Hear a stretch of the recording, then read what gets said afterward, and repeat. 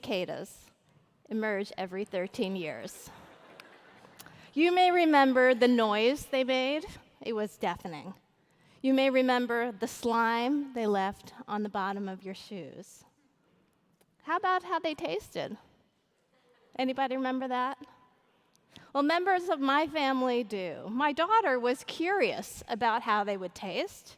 So one day she went out, gathered a whole bunch, washed them, deep-fried them, seasoned them, and offered them so kindly to her family as a snack. My teenage son, my husband, even my 79-year-old dad, they were all game to try. It doesn't taste like chicken, I hear. But me, no thank you. Something made me shrink away from that very kind offer of a snack. I don't think it was the fully rational part of my brain. Instead, it was a visceral gut reaction. That visceral gut reaction is the emotion of disgust. So let's talk about the emotion of disgust and its role in our decision-making. Each of us have occasions where we have a disgust reaction emerge. These reactions are automatic, but what we do with them is not. Now, you can think of disgust as being ready to be roused and to be in the driver's seat of your decision-making. Where will it steer us, and should we let it? Or, sometimes, should we tell it to get in the back seat and let other thoughts and emotions take the wheel? Let me start by noting that disgust is one of many factors that influence our decision-making. They say we make 35,000 decisions a day.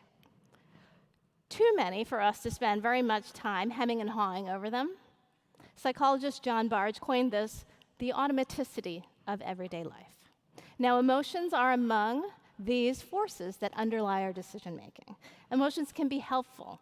On a social level, emotions help us very quickly and efficiently communicate what we are thinking and feeling to others, and enable us to very quickly encode what others are thinking and feeling.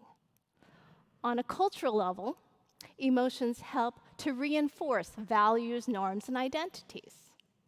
Emotions are universal, that is, they cross time, space, people, and societies around the world. But what triggers them often is culturally constructed. So let's talk about disgust. What triggers that? Well, disgust is a basic emotion, which means it emerges as a basic physiological response. You can see it in someone's face, the puckering of the lips and the closing of the nostrils, as if to ward the body off from potential contaminants. And that's what disgust is. It's when we seek to reject contact with an object, an entity, a practice, a person that we think may be impure.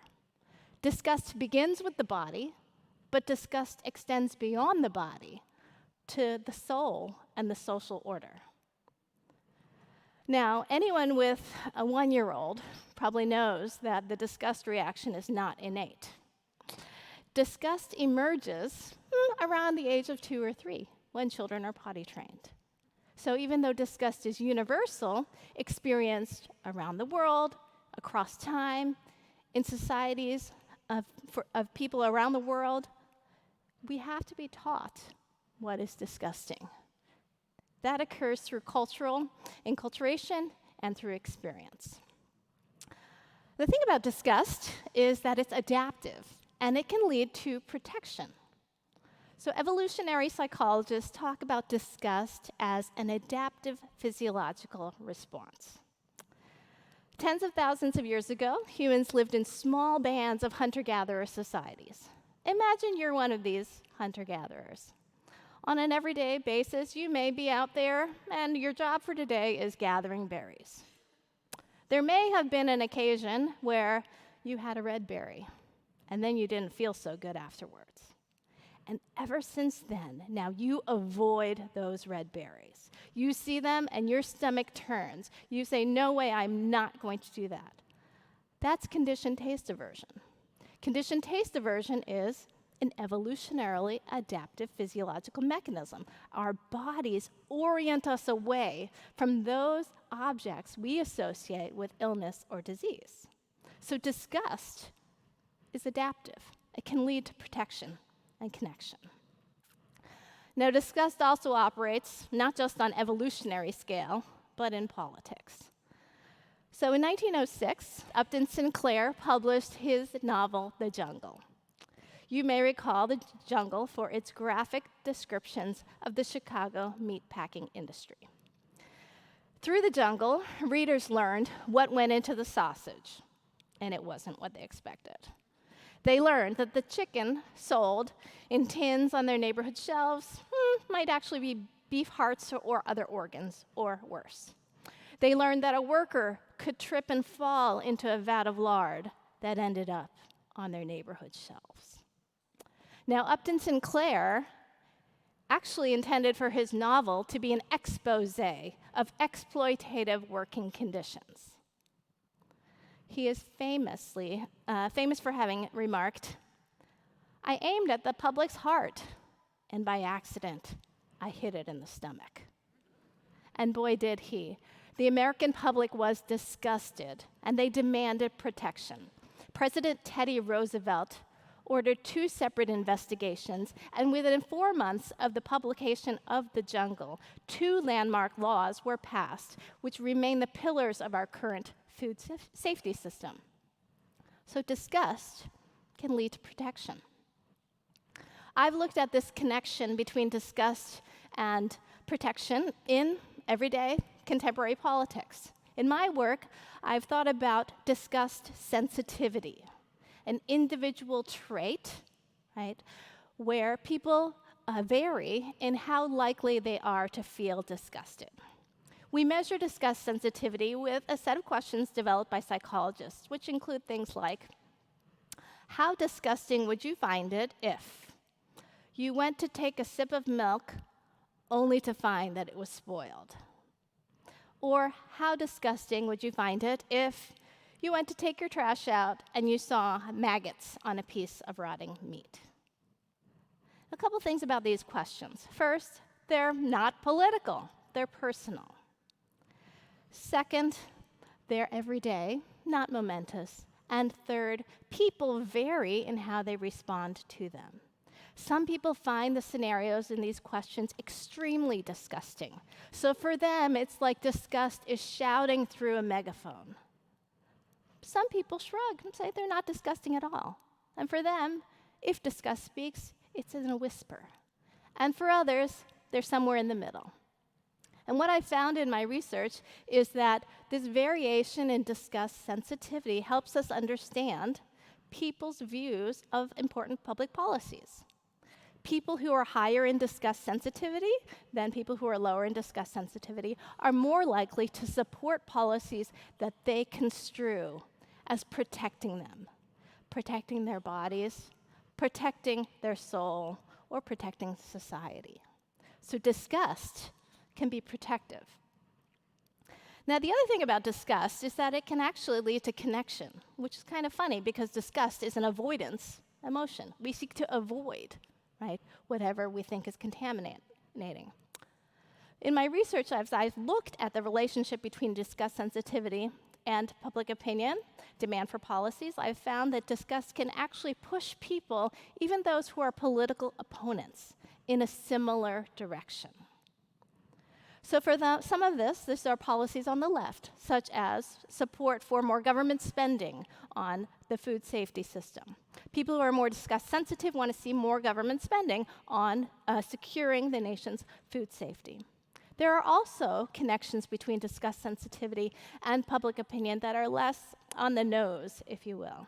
As I mentioned, what triggers disgust is often culturally constructed. And so some political discourse has connected disgust-laden rhetoric with particular stigmatized groups. And so disgust sensitivity can also lead people to intolerance for these groups and to support exclusionary policies.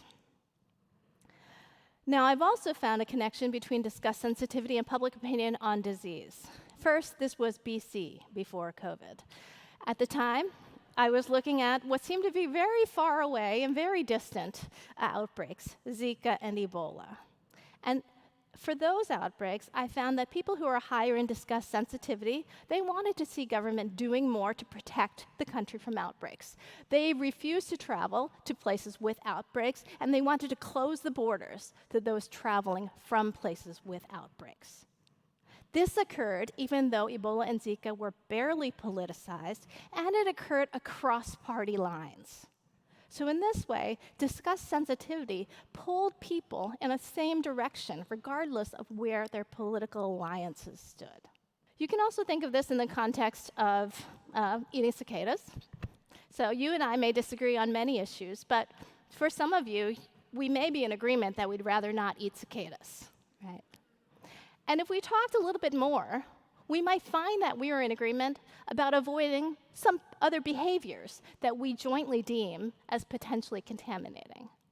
And if we talked even more, we might find that there is actually some common ground between us in support for policies that we jointly construe as protecting us from contamination. So in this way, disgust can lead to protection, but also connection. It's surprising because, as I mentioned, disgust is an avoidance emotion. Now, there are also nuanced implications of disgust. As much as disgust is really fascinating, can lead to protection and connection, I also want to mention that it can be fueled by imagination and potentially steer us in the wrong direction. So, imagine I were to offer you a fine piece of chocolate made from the finest ingredients possible, handcrafted by world-class artisans. Sounds pretty good. But what if it happened to have an unfortunate shape? Would we still want it? Why do we shrink away from, a perfectly innocent piece of chocolate that happens to take an unfortunate shape? That's imagination. So disgust can be triggered whether the contaminant is real or imaginary. You can think of disgust as a security system that's ready to go off, eager to protect us. But that can be misinformed, right? So the sympathetic law of similarity, it runs on imagination. It imparts the objectionable qualities of one object to something that looks like it. Right? That's imagination. That occurs with, say, conditioned taste aversion. I mentioned conditioned taste aversion as evolutionarily adaptive. Now, that was helpful tens of thousands of years ago, but it still exists in our physiological architecture today. I'm sure many of us have experienced this. I myself, for example, went to a fast food restaurant, felt sick as a dog for 24 hours afterwards, and to this day have refused to go to that restaurant in that location, as well as any location in the entire world, because I associate that place with having felt sick, right? This is the nature of conditioned taste aversion. Helpful at evolutionary scale, but fueled probably by imagination, right? And so my children will tell you that this irrational conditioned taste aversion is holding me back from having a perfectly fine meal with my family. Think also about my reluctance, perhaps your reluctance, to eating cicadas as well, right? Did you know that 2 billion people around the world rely on insects as a food source? In a world where we need to be mindful of the global footprint of our protein sources, might disgust be holding us back from doing my part, our part, for the planet and for humanity? So to sum up, emotions are among the many factors that influence our decision-making, and disgust is a particularly potent one at that. Disgust is ready to participate and even drive your decision-making.